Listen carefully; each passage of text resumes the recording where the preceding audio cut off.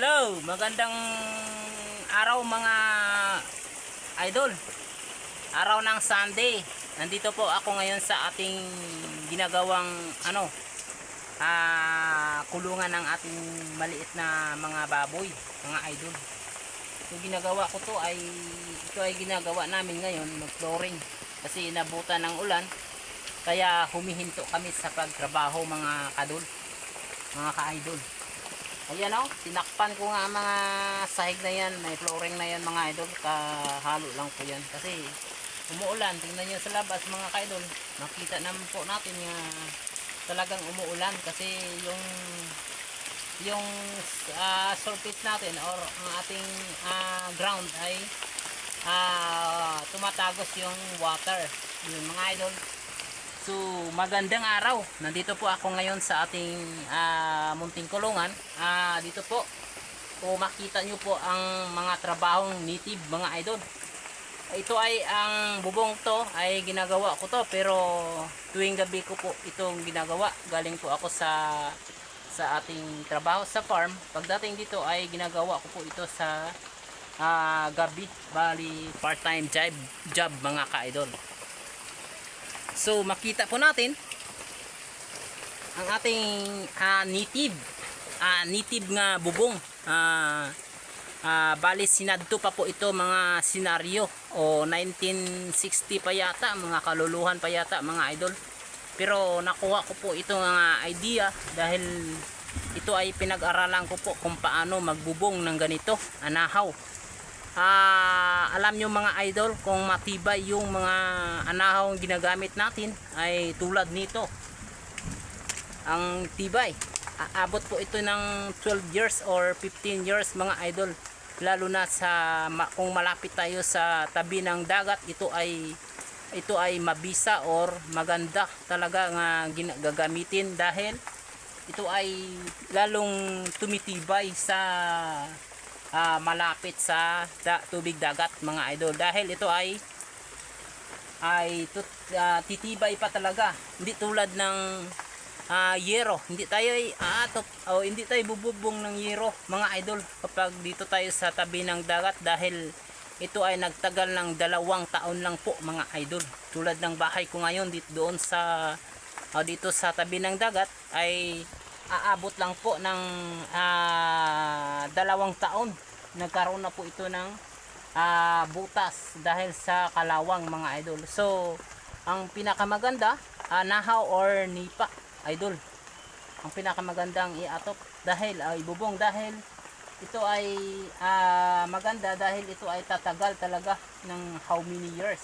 Abot po ng pinakababa mga idol, kung maganda ka magawa ay 10 taon. Sa bahay ko nga sobra mahigit na po yung 10 taon kay mga idol, 12 years na po yun, pero hindi pa nga yung magandang quality ng ating dahong anahaw. Lalo ito mga idol, kapag makita natin ang magandang quality ng anahaw ay tulad ng matataas na mga puno. Huwag tayong kukuha ng nandyan pa sa lupa, sayad pa sa lupa, kundi kukuha tayo ng mga anahaw nga akyatin mo or nasa taas talaga, or dagungdungan ang tawag niyan mga idol. So shout out dyan sa mga gumagawa ng mga kubo or kamalig. Ito po yung gagawin ninyo. Walang init mga ka-idol, hindi tayo makaramdam ng init, kundi naga-sustain po ito ng sobrang lamig dahil ito ay dahon lamang, hindi tulad ng yero mga idol. Ito ay ginagawa noon pang mga kaluluhan natin or mga ninuno natin mga ka-idol, di ba? Ito pa yung ginagawa ko sa ating baboyan or kulungan ng baboy. So medyo maliit lang po ito kasi panimula pa lang mga ka-idol.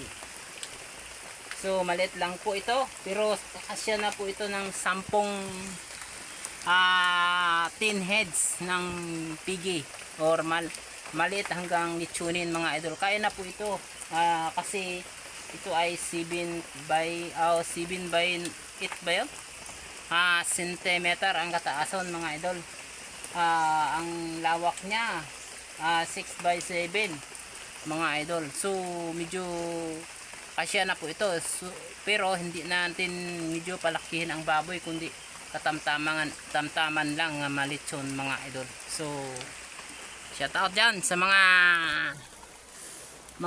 kapigi, mga ka-farmer ng ating pig.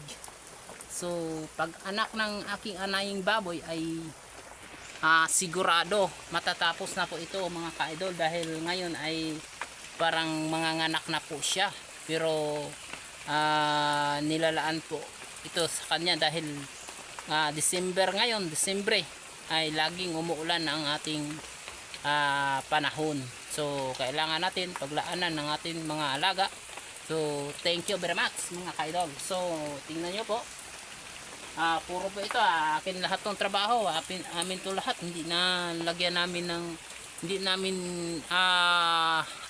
sinusuhulan or naliburan, dahil ito ay sideline ko lang po tuwing linggo, or minsan gumagawa nga po ako ito nito ng gabi dahil sa pagbububong, dahil ito ay, ang pagbubong nito ay matagal-tagal mga idol, kasi lahat ito ay tahi mga idol.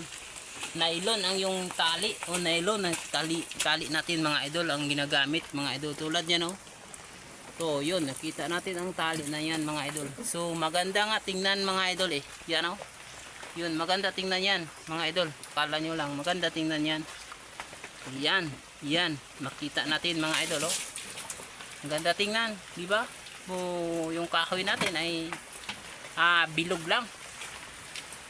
Naghanap lang po tayo sa mga bantian ng kahoy para tayo ay makagawa ng shelter ng ating pigi. So thank you very much mga ka-idol. Dito lang po nagtatapos ang ating bagong video, or sino po na manonood, or ang aking mga followers dyan, o sino pong bago yan dyan nga nanonood, paki-follow lang po or subscribe sa aking channel o Facebook page. Thank you very much mga idol.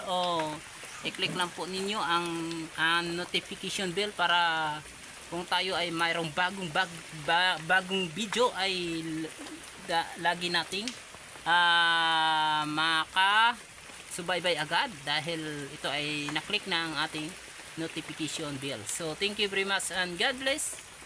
Bye bye.